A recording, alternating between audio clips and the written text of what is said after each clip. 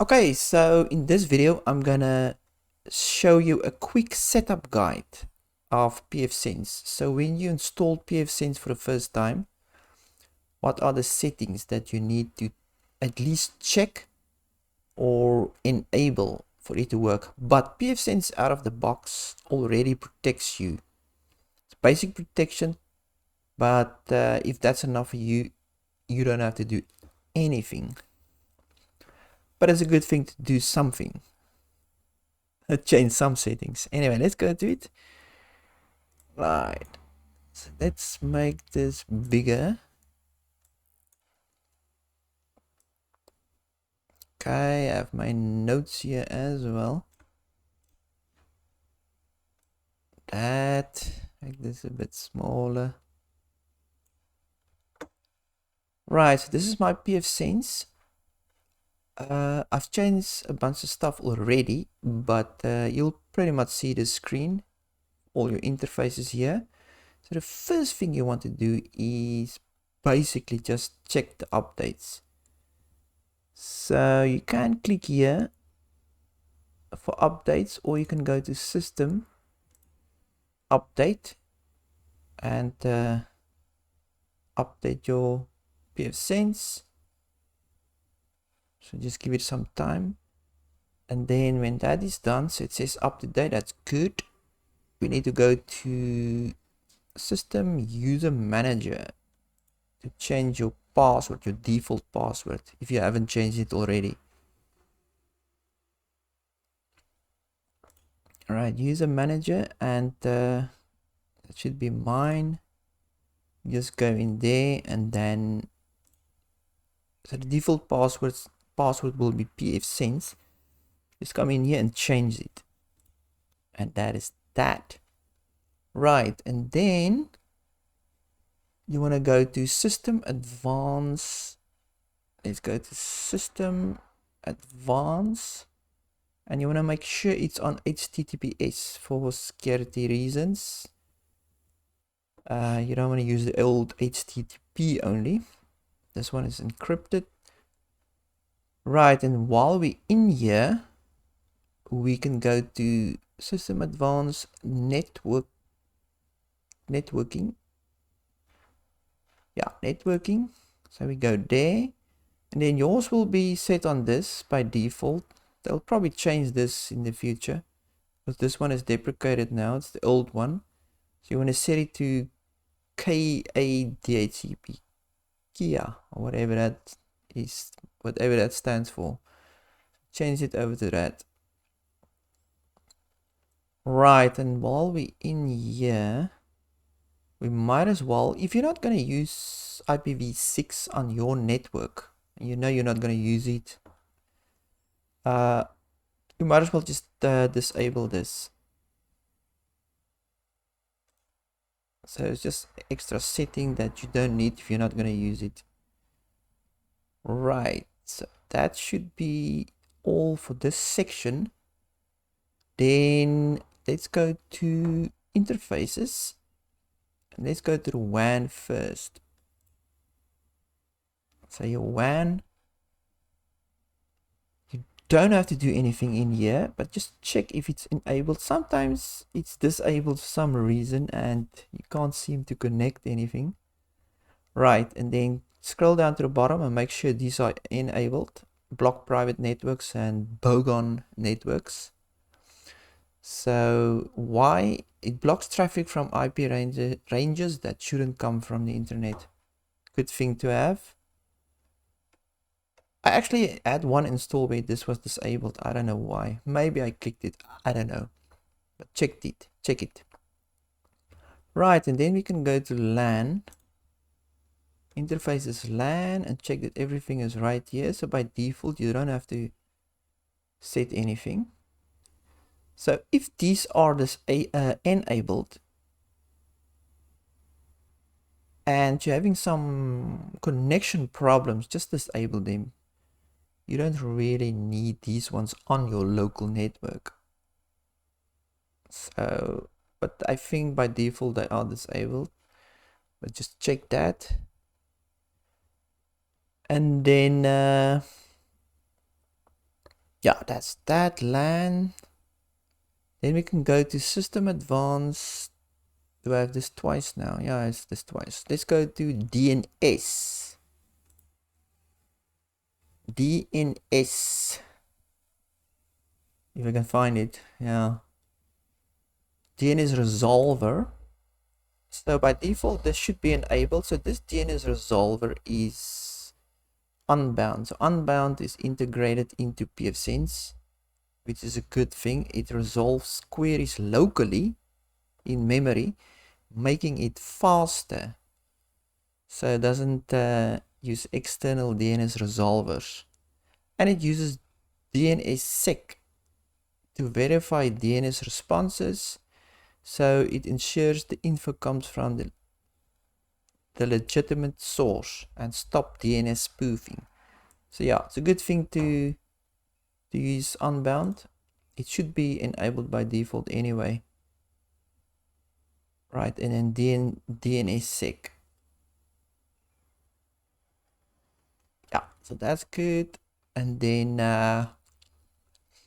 let's go to the next one. Okay, then you want to install pfBlockerng. So we haven't done much. Everything is just checks. You just check everything is on. But now we actually have to install an ad blocker. So you can use pile, but there's a few settings that you have to set, and it's a bit more involved, where pfBlocker is basically integrated into pfSense, and it just works. pfBlocker and pile uses this more or less the same block lists. Both use the Stephen Black block list. Right, to install pfBlocker, you go to System and then Package Manager. It will show you the installed packages here and then available packages. So make sure you install the pfBlocker ng devel 1 edition. So it's a bit more newer. So just go to available packages and then yeah, just type in pfBlocker. Let's just type that to see what it brings up. So there's the normal one, but you want the devel one. So I've installed mine already. Right, so once that's installed, there's a little bit of a setup there, but out of the box, it works as well. So you can pretty much just install it, and it will already block a bunch of ads. Right, so pfBlocker sits in the firewall section. Let's go to firewall, pfBlocker. Right, so just make sure it's enabled if it's disabled for some reason. And then in general settings, you don't need to do anything. Right, you don't have to do anything in here. So you can go straight to the feeds. This is where all your block lists or feeds are. Block list of blacklists, whatever you want to call it. So there is a bunch. But please don't install them all because your internet will not work anymore. So by default, I can't remember now. Did I install all these? Anyway, by default, if I go down, where is it now? It is yeah, Stephen Black. So by default, this one will be installed anyway. And it's a Stephen Black ad. So it's a ad blocker list. Right, so if you scroll down just a little bit, oh no, that one is up here, I think. You get to, where is it now? Oh yeah, BBCan177. So he's actually the creator of pfBlocker. So that's why I just install his list as well. Why not? So yeah, as you can see, I've clicked on the, why is this? Let's just go back one. So if you want to add a list, just click on the plus sign on this on the right side. And then make sure you select this to on. Easy to miss. This actually allows you to use this list. Right, and then action. For this action, they say, where is it now? Deny both. Deny incoming and outgoing. Right. So this one. Yeah, it's probably that one. I haven't been in here for a while. Right, so if you go to feeds again, this is how you do it. So just click on a plus sign. Yeah, it should be added now with the tick mark there. So you can go through this. You can actually click on the link here and it will take you to the site of the list and you can read through it. It's good to do some research on it. And so on. Another good one is Spellhouse to Spamhouse. But yeah, you're just gonna have to go through this. Otherwise, just use the default one. It's good enough for that. Right, that's pretty much all that we have to do in pfBlocker. And then this one is optional, installing Suricata. So this is real-time threat detection on your network, on your LAN network, even on the WAN. But the firewall covers the WAN anyway. So real-time threat protection and then intrusion prevention. So it's a good thing to actually install this. So if we go to system and package manager, it just click available packages, type in Suricata and install it. So I've installed it already. It just runs. So Suricata is there. So this is the two packages I installed. I'm happy with them. And Suricata is in services. So you go to services, Suricata.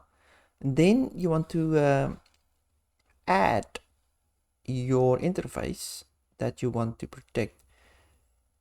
But it's good to just add LAN, because adding the WAN, it's pretty much useless because pfSense is already covering that side. So you don't need to add a WAN here. Right, so just say add. If I click add now, we'll go to WAN. It wants to add the other interface now. So that's how you do it. So if we go in, you will see this. Make sure it's checked there. It's LAN. So this will be on default anyway. And then you don't need to do anything in here. So what you need to do is go to global settings and then tick this to on. So install ET open emerging threats rules. So you want that on. You see, and then save, obviously. And then you want to go to, so go to, so when you're in your LAN interface, in your settings, go to categories, that's the one. And this is where you will select some of the rules set. So these are all enabled, so just leave that. So the ones that you want to enable, you can play around with this, but don't enable all. It will just kill your network. So good ones, you can Google this, but good ones to enable is emerging compromised rules, emerging DNS rules, emerging malware rules, obviously, and emerging user agents rules. But if anything breaks, just come here and disable it.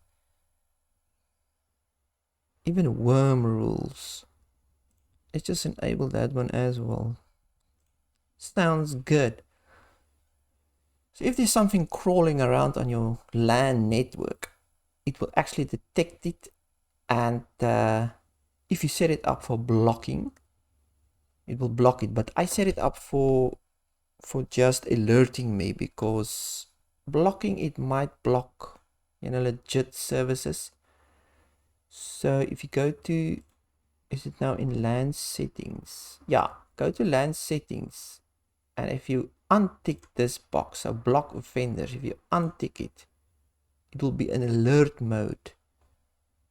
And if you want to block stuff, actively block them, just enable it. Right, and then obviously if you have support for inline mode, you can do that. Otherwise, leave it on legacy mode. You can just read what it's about here. So for me, just alert. So if I get an alert now, then I will consider actually blocking the offenders then. Because I don't know if there's anything going on anyway. Just save that. And then it will give you this message here. So you have to disable these services on the pfSense side. Otherwise, they will clash or something. So you can just click on System Advanced Network, or click that link, and then disable these few ones. Hardware checksum offloading, that one was disabled anyway by default. And then hardware TCP segmentation offloading, and hardware large receive offloading. You can just read through there, but I know if you disable these, your pfSense will be faster anyway. That's what they say. So that should do it. So the most settings that you've changed was the pfBlocker and Suricata, and if you don't want to be that extensive, you can just skip Suricata, but I would suggest definitely install pfBlocker. The rest of the settings by default is pretty great, and then obviously there's more advanced stuff that you can do later on. So yeah, that is it. Good.